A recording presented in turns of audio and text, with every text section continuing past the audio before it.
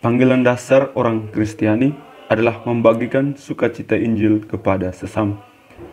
Panggilan ini pertama-tama merupakan tugas atas konsekuensi pembaptisan yang telah diterima sebagai penyatuan diri dengan Kristus, menjadi pengikut Kristus sekaligus diikut sertakan dalam karya misinya, yakni mewartakan Injil.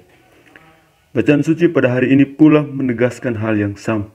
Rasul Paulus menulis bahwa celakalah aku jika tidak mewartakan Injil.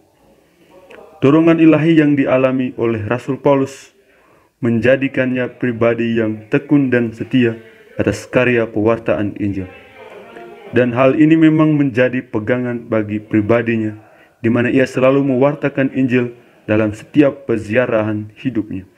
Bagi Paulus, Injil merupakan suatu kekayaan yang dimiliki sekaligus dibagikan kepada yang lain, supaya orang lain juga memiliki kekayaan yang sama. Injil adalah kabar sukacita, maka harus dimiliki dan dirasakan oleh semua orang. Pertanyaan bagi setiap kita adalah, apakah kita sudah menjadi pewarta kabar baik, kabar sukacita Injil bagi sesama? Tentu tidak mudah di tengah situasi pandemi COVID-19 ini. Karya pewartaan kita seakan dibatasi dalam ruang nyata dan semua beralih ke ruang virtual.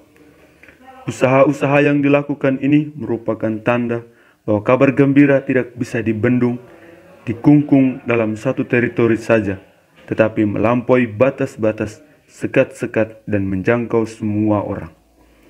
Menjadi agen pewarta bukanlah hal yang mudah.